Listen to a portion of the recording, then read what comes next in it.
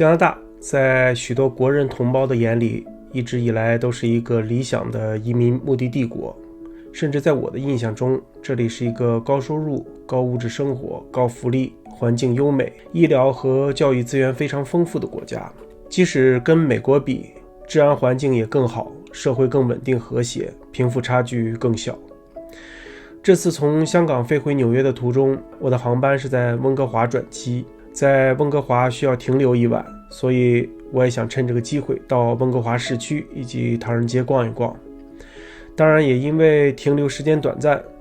去市区转转也是临时起意，没有做太多功课。在 Google 地图上搜了一下市区和华埠，就决定去体验一下，也造成了这个傍晚的体验非常糟糕，这个后面我会详细说明。飞机从香港起飞，经过了11个小时的跋涉，终于在傍晚6点钟左右在温哥华国际机场降落。走出机舱，一路经过边境检查，突然发现入境加拿大要比入境很多国家简单得多，只要刷护照就可以直接入境，不需要像美国、中国、日本、韩国那样还要经过移民局的官员问话，而所有的本该是移民局官员提问的问题都变成了自动入境的机器上的问答题，比如在加拿大停留几天，是什么国籍，本来居住在哪里，有没有带什么违禁品等等。在温哥华机场的期间，我发现一个很有意思的现象，就是几乎所有的标识都有英文、法文和中文3种语言。英文和法文是加拿大的官方语言，而中文则说明这座城市的华人比例应该是比较高的。后来我上网查了一下资料，也验证了我的猜想。温哥华地区华人比例占大温地区总人口的 20% 左右，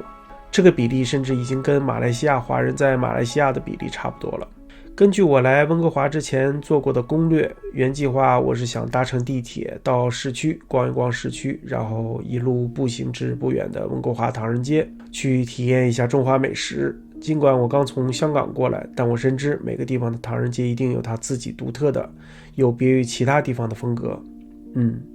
只不过让我意想不到的是，温哥华唐人街的风格竟然如此炸裂。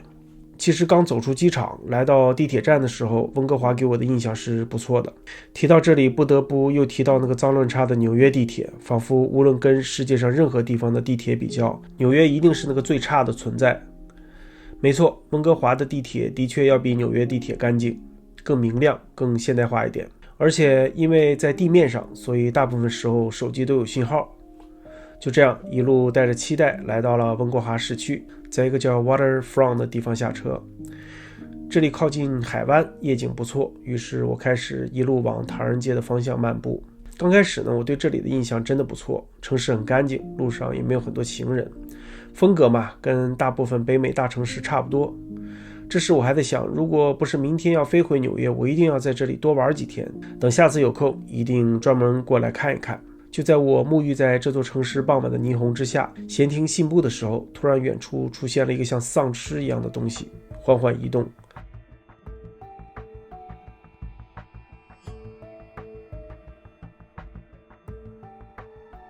突如其来的人，奇怪的动作，突然出现在我的面前，还是让我感到有些紧张的。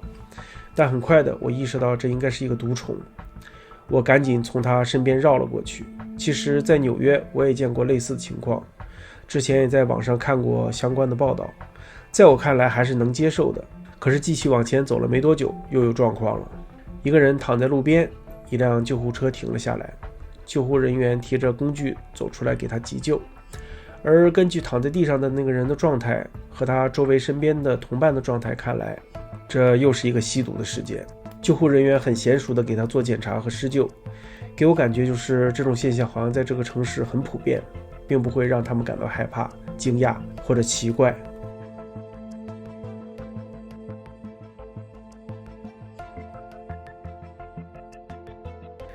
跟熙熙攘攘、热闹非凡的法拉盛不一样，刚刚走到温哥华的唐人街，我以为时间已经来到凌晨3点，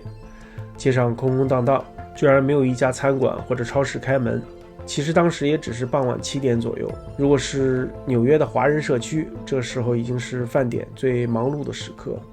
而这里安静冷清的让我感到有些害怕。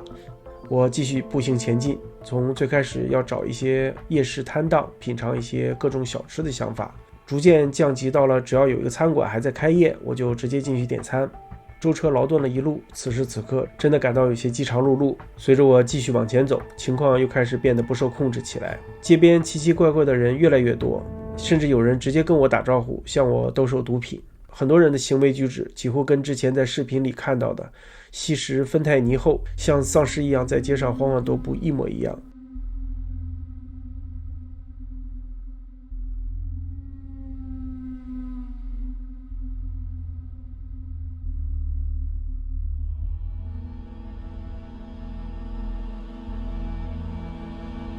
而这种场景在我经过了几条街都还依然绵绵不绝。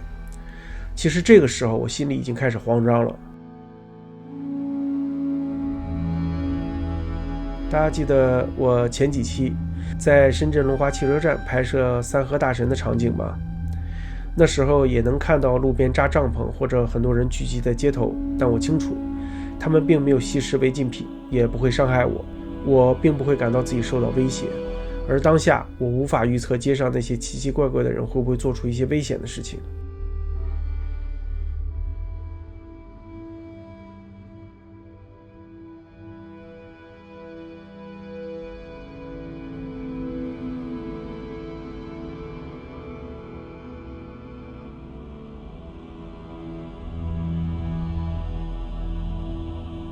于是我加快速度，穿越了不知道多少个跟这里类似的街道，才逃离这里。离开这里后还有些心有余悸，这是我第一次来温哥华，短短的不到1个小时的经历直接毁灭了我对这里曾经几乎所有的美好想象。我不知道这里是什么时候开始变成这样的，或者说其实一直是这样的。我也不知道温哥华以外其他加拿大城市是否也类似于这样的状态，但这的确是我人生中第一次身临其境，感到恐惧和想要快速逃离的场景。之后我跟一个朋友聊起过这件事，朋友之前在温哥华读书，他告诉我其实是我没做好功课。温哥华的华人现在几乎都住在 Richmond， 而并非在 Google 地图上找到的所谓华埠。我当时去的所谓华埠其实是早期华人比较集中居住的地方，随着华人经济地位的提高，大部分都搬离了这里。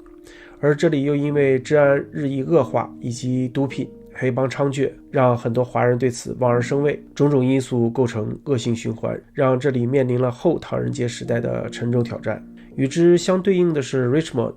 我在网上查到的资料显示，那边有 70% 的人口是华裔，